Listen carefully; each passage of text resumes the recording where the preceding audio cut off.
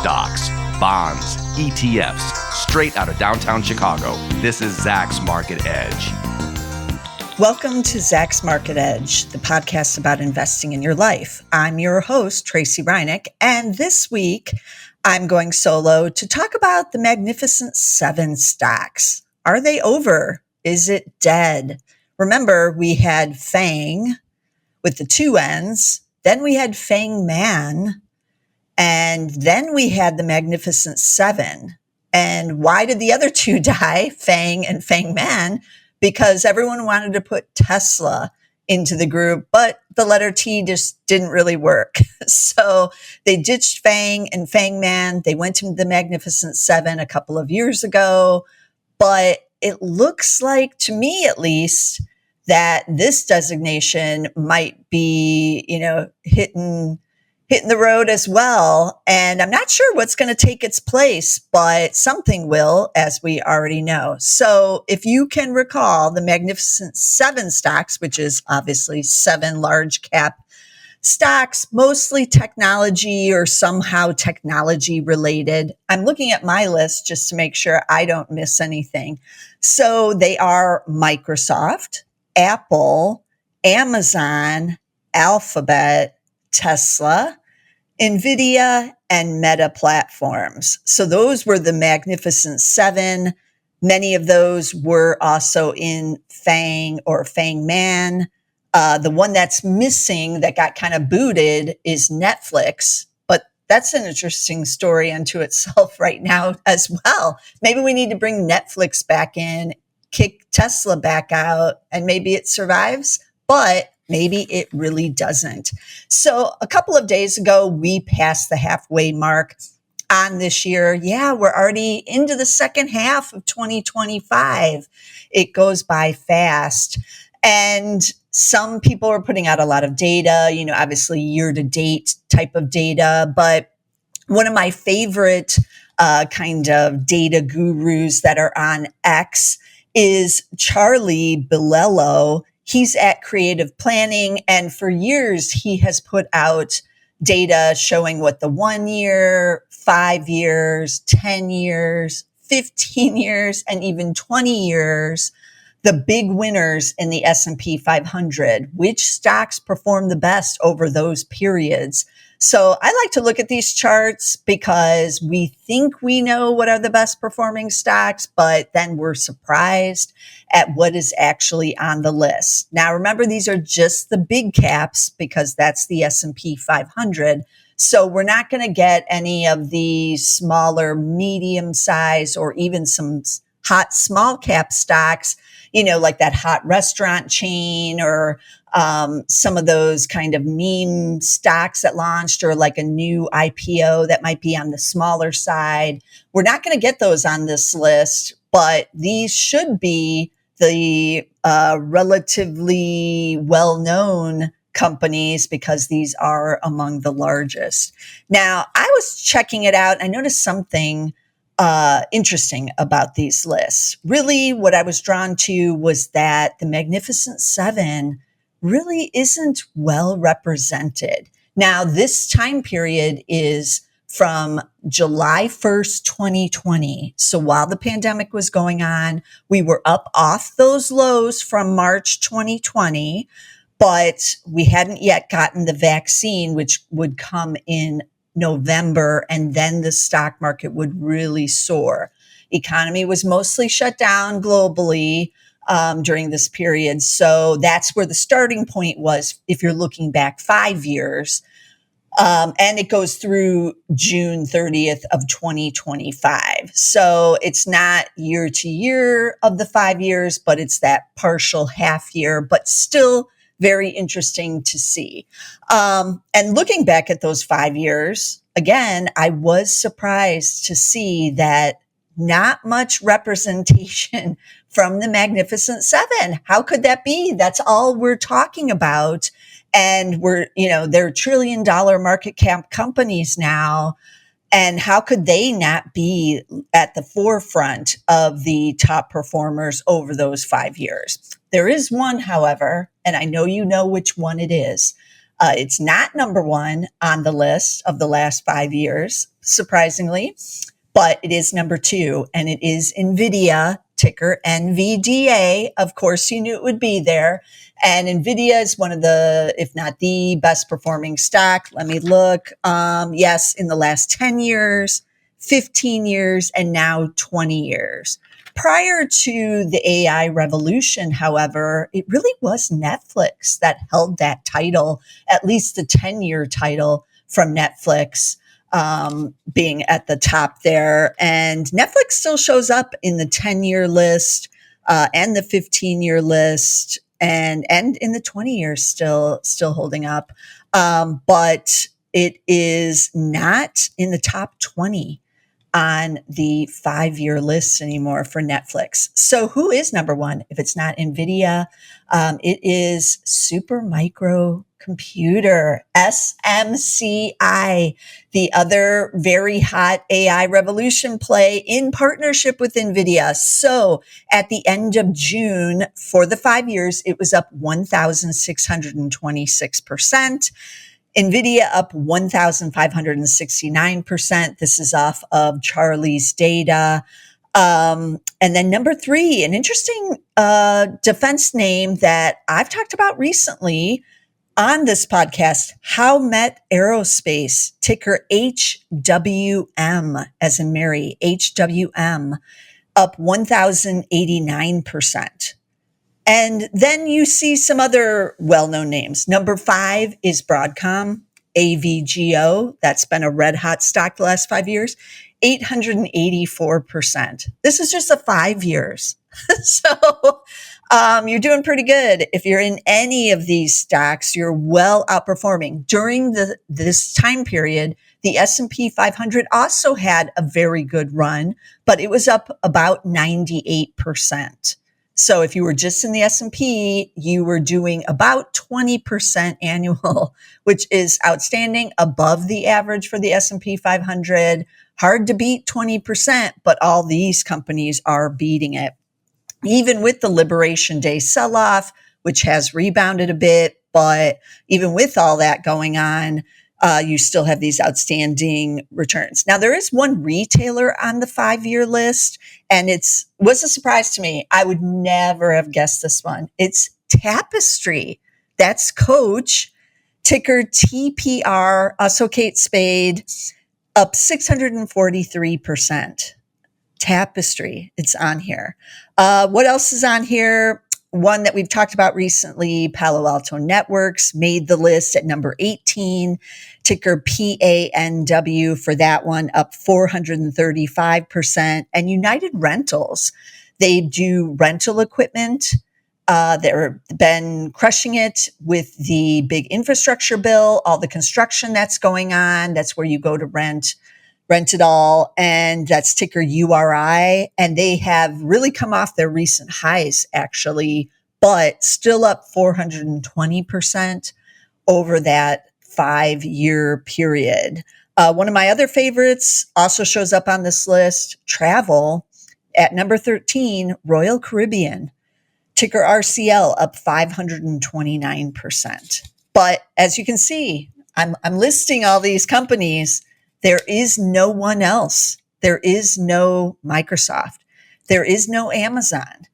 There is no Meta, even though some of these stocks like Microsoft and Meta have been hitting new all-time highs recently. Where are they? I had to go look. What did they do? They didn't even make the top 20. So Meta was up 208.1%. Not too shabby. It's double the S&P 500, but not good enough to make the top 20 on this list. Alphabet also beat the S&P 500, up 139.3%. So that's not too shabby either over a 5-year period. But, comparatively, people are thinking, gee, I missed out, right? Apple, it's been struggling recently, but still up 128% on the 5 years. So 25% annual, you're doing well. You're winning if you get that return. Tesla also struggling recently, but 5-year stack still up 273%. That's outstanding. Almost triple the S&P 500. The only laggard, the one that didn't beat the S&P 500, Amazon, ticker AMZN. Are you surprised by this? I was really surprised. I own it in my own personal portfolio. It was up only 52.5%. It does not pay a dividend, so you are really underperforming the S&P 500 if you were in Amazon the last 5 years, as I was. Warren Buffett, he's in it too. He's underperforming for those 5 years, but you're still at about 10% annualized return, which is right around where the S&P 500 is averaged. So not too terrible, but terrible comparative to what everything else has been doing. So Amazon, really the laggard here. It is among the cheaper of the Magnificent Seven. So is it just that Amazon is done now? It's matured. Its growth days are over. It's going to have this slower growth, and the street and investors are going to treat it in this slower growth type of way. I don't know. We won't know until we see kind of how it plays out. On the 10-year stack, NVIDIA still number one, as I mentioned. These returns are just kind of incredible, and these are the lottery stocks.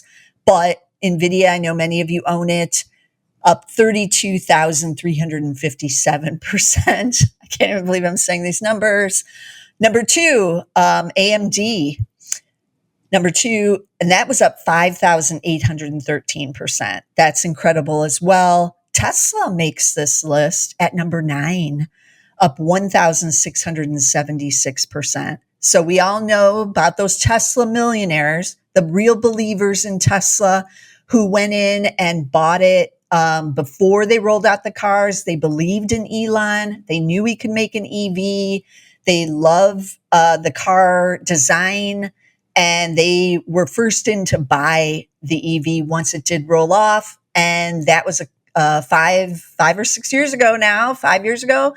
And so a lot of the 10-year returns were built into those early years, and the hope of, getting the cars to the market, and the shares really took off then. Netflix is on the 10-year list at number 13 at 1,327%. And then Microsoft, which was mostly doomed for the prior years. Remember, it peaked in 2000. It didn't peak again. It did not hit those 2000 highs until 2013, 13 years later. But it returned thanks to a big rally in this last 10 years, and it's at number 17 at 1,199%. But notice, there is no Apple. There is no Amazon. Meta went public in 2012, so it should be on this 10-year list, but it wasn't good enough to make it into the top 20. I'm not saying their returns were terrible in those 10 years either, but they still weren't good enough to make the top 10 or the top 20 out of the S&P 500. 15 years, you see Microsoft fall off because it wasn't good going all the way back. So 15 years would have been 2010, and Microsoft still hadn't gotten back to its prior high yet. So we still have NVIDIA, number one, at 67,393%. I'm laughing here. Tesla, number 3 at 19,895%. Netflix, this was the big era for Netflix, starting around, in the early 2000s. If you bought that stock, 8,528%. That's when they were sending out the little red envelopes in the early 2000s. But if you were a believer, you had these enormous gains over the last 15 years. Amazon finally showing up at number 17 with 3,916%. But are you surprised at that? That over the last 15 years, since 2010, it isn't better in Amazon. Over the 20-year stack, so we're going back to 2005. So the dot-com boom happened, the bust happened, and the stocks were trying to recover by 2005 and would hit new highs. The overall S&P 500 would in 2007, if you recall. So the worst was kind of over in 2005, but still we had some lagging like Microsoft. But if you managed to buy in 2005 when everybody was against a lot of the big tech, you had enormous gains. So NVIDIA still number one at 77,270%. I'm laughing again. Netflix number two, 57,023%. And then Apple finally showing up on this list. Number four, this was before the iPhone, but we had the iPod. We had some other great devices. They were working on the phone or some other device. People were into Steve Jobs and what he was doing at the company. So the stock was soaring there. So number four, Apple, 18,446% because the stock really took off once the iPhone launched. And Amazon, it bottomed out there in these years. So if you managed to get in it, then it did take off. Number five at 13,160. So we really don't see Alphabet anywhere. It's not been in the top 20 as one of the best performers for the 20 years, the 15 years, the 10 years, or the 5 years. Again, I'm not saying Alphabet's return has been terrible over those years, but it hasn't outperformed as much as some of these other no-name stocks or stocks you think you know, obviously NVIDIA, and then like Netflix. There's reason Netflix was included in the Fang Man, right? Or that Fang had two N's, because we really did want to include Netflix, which was one of the hottest stocks of the last 2 decades in there. So I'm going on to Zacks.com. Oh, shoot, they took off the 20-year. We used to have a 10-year or a 20-year chart on these comparative charts. And I just brought it up for Alphabet here. I'm going to add symbol here, and I'm going to add the S&P 500. Just adding that to these charts. This one isn't like the greatest. It does have the scale, but I want percentage change here. Okay, so Alphabet is this blue line.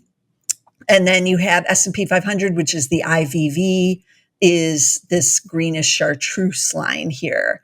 And this is the 10-year chart because that's the most that we have on this chart. So you can see the 10-year, the S&P is up 264% through Tuesday, July 8th. And then Alphabet, you can see it has been a nice outperformance. You're still up 547% if you've owned it the last 10 years. Nothing to be, shamed about there.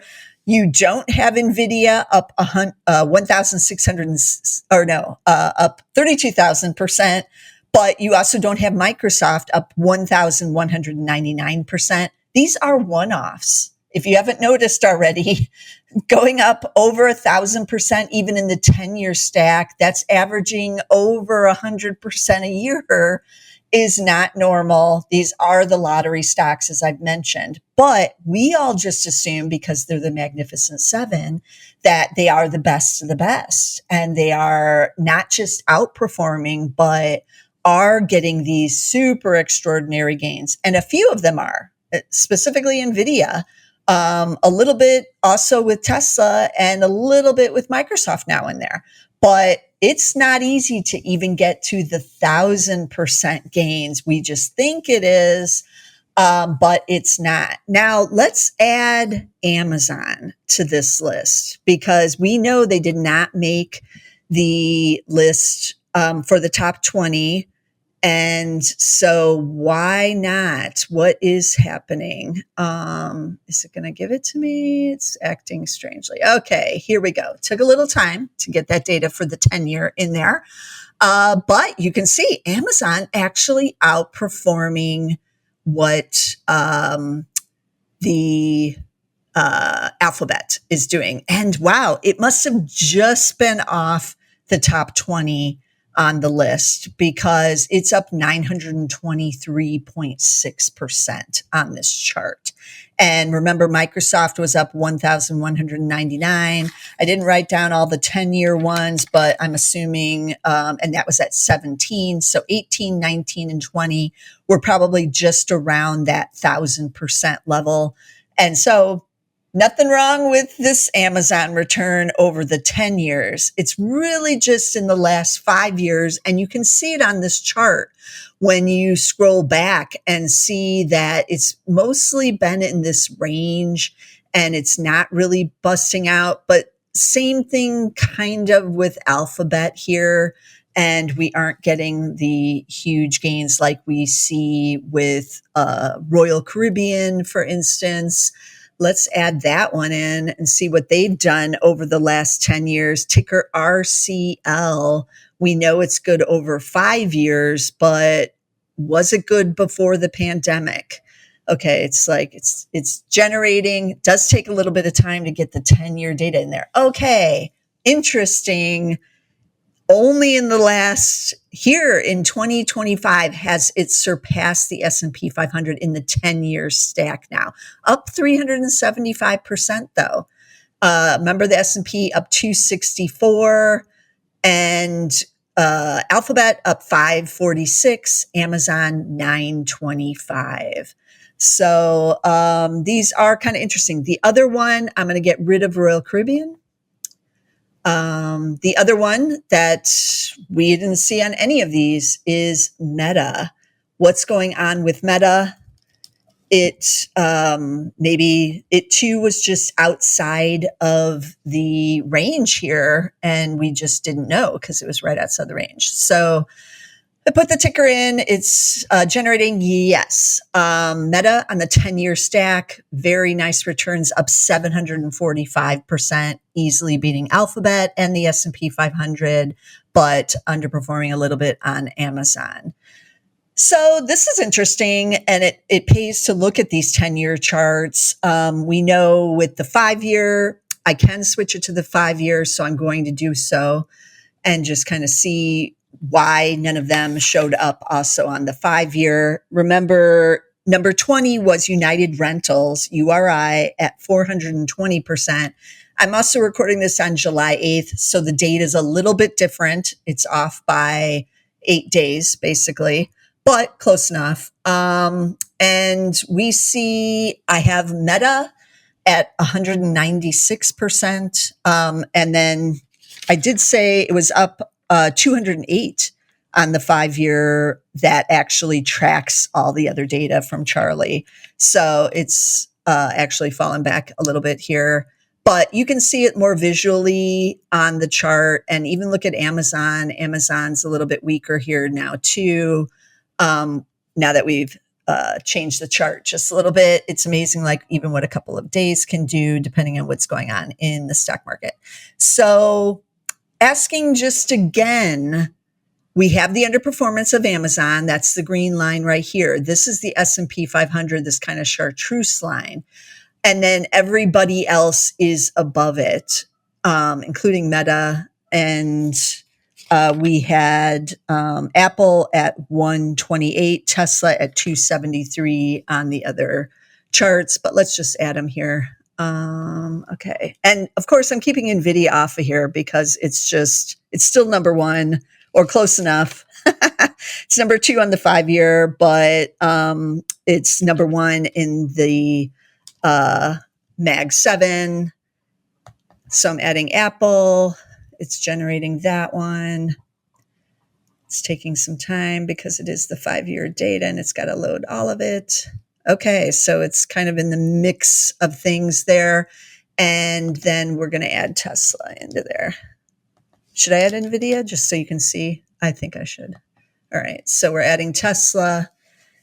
That should be one of the better performers. And you can see, let's see, it's generating. Wow, that's so interesting, right? To see Tesla embedded on top of here and how volatile it's been over this 5-year stack, up, down, big up to end 2024, then the big down on the Liberation Day. And now it's rallied again. So it's still, out of these stocks, the best 5-year performer. But it won't be once I add NVIDIA here. At least NVIDIA will be far off the top here. And it's going to take a second to generate that one. It's cursing me, the chart, the chart data gatherer, because it's a lot of data with these and to show on this little chart. Okay, so it basically compresses all the other charts down when we add NVIDIA, which is really kind of why I didn't want to add it. Let's change. I have the percentage here, and you can see it's up almost 1,500% there, as we were talking about. But let's do price. Just kind of see what happens with that. Not as interesting because some have done the splits, so you don't really get as good of an idea of like what's actually going on because you have splits in there. Let's do change of dollars. So this gives you about the same as well. So I still like to look at the percentage change. So we're going back to that. And I am going to kick off NVIDIA because it kind of makes it not usable here with these small lines. Sorry about the small lines. I'm not sure why it's so small, but it bothers me all the time too. Because it's just hard to see when you get out 5 or the 10-year chart on these if you're doing multiple tickers on there. But yeah, this is interesting. And let's look at year to date, because year to date also can tell its own story, and it clearly does. So the winner year to date right now out of NVIDIA, it's not on the chart, is Meta, up 20%. The S&P's up 6.7%. And then we have Amazon, mostly flat. Alphabet's down 7.9%. Apple is down 13.8%. And now I'm realizing I have left off Microsoft, the other big winner. We're adding them in.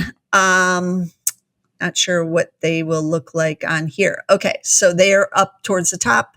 They have also been performing well. No. Why are they not showing up? It's on there. It's giving me the other ones, but not the Microsoft ticker. It's on the chart though. Why aren't you on there? All right. I'm going to get rid of Tesla real quick and see if that fixes it. And Meta. Let's see. All right. Okay, it's finally showing up. Year to date, 18.9%. And on these, I got rid of Tesla and Meta. It is at the top of the list now, other than, let's add back in NVIDIA. NVIDIA has been not as hot over the last year, and you can see it's not even as hot as Microsoft, which is up over 18% year to date, and NVIDIA is showing up now 15.4%. So it has been breaking out recently, has been hitting new all-time highs for NVIDIA, but over the last year, not quite as good as what it's been. So getting back to the beginning of this podcast, is it over? Do we even care, really?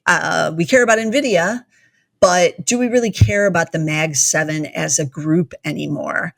I just clicked on the 1-year chart, and we have NVIDIA's leading now on the 1-year chart. For some reason, it's not giving me the Microsoft, even though it's right there and it's showing up on the chart. That's weird. But we have NVIDIA leading. We actually have Amazon up 10%, but the S&P 500 is up 13.1%. And then we have Microsoft right below it. So that's underperforming the S&P 500. Alphabet underperforming, down 7.5. Apple, down 7.5. And so you have to ask, if I'm doing better in the S&P 500, why would I be in the Magnificent Seven at all? And why not just be in, the individual names? You already own all of the Mag 7s if you own the S&P 500, obviously. I'm putting in the Mag 7 ETF on this chart because I am kind of curious over the last year. Is it giving it to me? Yes. Over the last year, the Mag 7 ETF up 14.4%. So that was outperforming the S&P 500, which I did take off this chart, but that was up a little over 13%. So you're outperforming, but not by much if you own the Mag 7 ETF, which owns just the Mag 7. But these aren't the levels of returns that many of you are thinking of when you're thinking the Magnificent Seven, right? The best of the best stocks. And maybe that's because they really aren't anymore. I'm going to I'm going to get rid of the Mag 7, and I'm just going to take a look at Netflix, which has gotten hot recently. And it makes me wonder if maybe we're not going to bring back Fang Man. The return of Fang Man. Maybe that's what I should call this podcast. And look at that. Netflix added on up 86.4% over the last year now. And year to date, let's see what it's doing year to date. It's going to take a second to load it. Yes, still beating NVDA easily, 44.1%. NVIDIA up again, just 15.4%. Amazon mostly flat. So what's going on? Maybe we're returning to Fang Man now. We're kicking Tesla out. We're bringing Netflix back in. But really, maybe others need to be kicked out too. Maybe we need to kick out Apple down 13%, or even Amazon, which has lagged over the 5-year period. It's not even outperforming over 5 years. And maybe we need to bring in some of these other names. Maybe we need to add in Broadcom into the mix. It's been hitting new all-time highs as well, ticker AVGO. It is also semiconductors, so maybe people only want one semiconductor in their list, but I just added it onto there. And is this not going to give it to me again? Why? It is showing up on the chart, but it's not telling me what it's up. I'm doing the 1 year out for Avago. This has got to be it over here. No, it's not showing up. All right. I'm over you. I'm over you, chart. But it's good to look at these things. That's why I like looking at Charlie's list. We all think it's easy to pick these top winners. It should be easy. That's why we have Fang Man, Magnificent Seven, because that was supposed to be the easy designations. If you buy these sure things, you'll outperform. You'll get these lottery stocks. Maybe, right? They have, some of them outperformed over the last number of years, but the last 5 years, not as great. And the last year to date and the last year, again, a little bit of a struggle with the Mag 7s. Also, the interesting thing is there's been a lot of talk about valuations with the Mag 7s, but they are among the cheaper of the names in the tech space that, people look to for growth. If you even just look at NVIDIA, for instance, it's not that expensive on a historic basis for that stock right here, especially compared to another AI type name like Palantir, which is trading above 100 times now on the price to sales ratio. NVIDIA is down at like 25 times. Remember, anything over 10 times usually indicates it's a bit stretched on the price to sales, but many Mag 7s are below 10 on the price to sales, and that would be Alphabet, also Amazon. Both of those are pretty cheap on a price to sales ratio basis. And even Meta, I don't believe, is all that stretched on price to sales. Let's look real quick. I don't want to mislead anyone.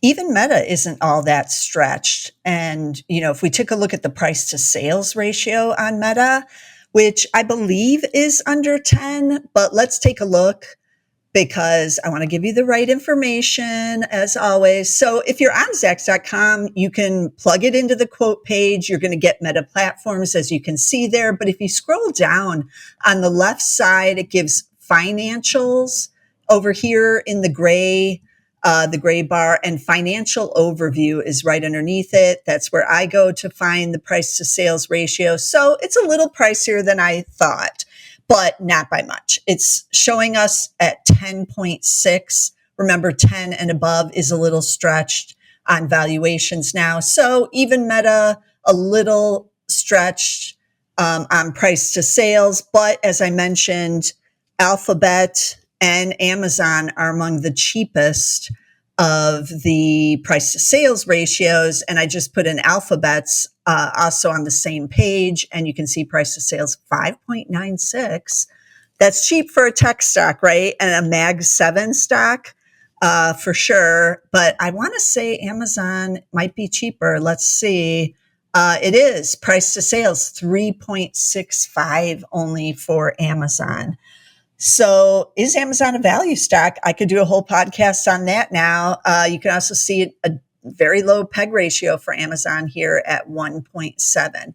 So these are all things to keep in mind when you think you are looking for these quote unquote sure things. There is no such thing as a sure thing. Most of these Mag 7s are not showing up in the top 20, at least on the 5 years. They have been outperforming. However, you don't have to hit the home run stock. It's nice if you can get into NVDA 5 or 10 or 20 years ago. But even if you don't, even if you're Warren Buffett and you buy Apple in 2016, 9 years ago, he had a huge winner in it. It has driven the Berkshire Hathaway portfolio to new highs. And it's been one of his best stock picks of his career. So keep that in mind when you're looking at all of these. But I'm thinking we are going to kick out a couple stocks here. We are going to get something new. It's not going to be the Mag 7 for forever. And what stocks will be added? I put out a few names out there, but there's always going to be, maybe some new ones that are going to be added. Maybe a Palantir or a Palo Alto Networks or someone like that might be added in.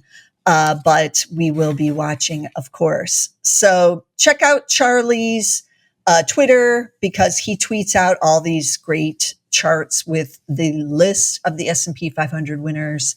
And he does it usually on these like 6 months, full year kind of time periods. And he's a great follow on X. So let me recap the tickers again that we talked about. Obviously, all the Mag 7s, I think we all know what they are, right?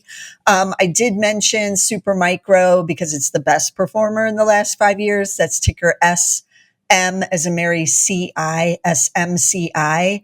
We talked just briefly about Howmet Aerospace. That's number 3 on the 5-year chart. That's ticker HWM.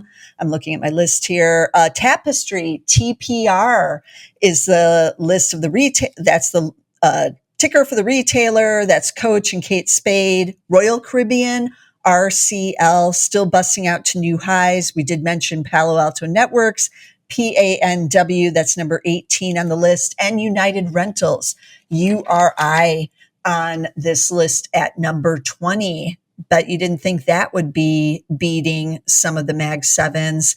And then Broadcom, ticker AVGO, and that's pretty much covers everybody outside of the Mag 7s, which you know too well. And then S&P 500, I use VOO or IVV was also on the chart. Any of those ETFs you could be buying, just buying the whole entire S&P 500. Annualized return for the last 5 years, close to 20%. So pretty impressive there. And as always, you can get all of our podcasts here on YouTube. Make sure you subscribe. I hope you've made it to the end, but I know many of you don't. But if you have, make sure you are getting all of our videos, including those top stock picks of the week. If you want to get some Zacks #1 ranked strong buy stocks, you can get them every week here on YouTube. And otherwise, you can get our audio podcasts everywhere, as you all know. Get us on Apple and Spotify, but be sure to get us somewhere. And I'll see you again next week with some more stocks.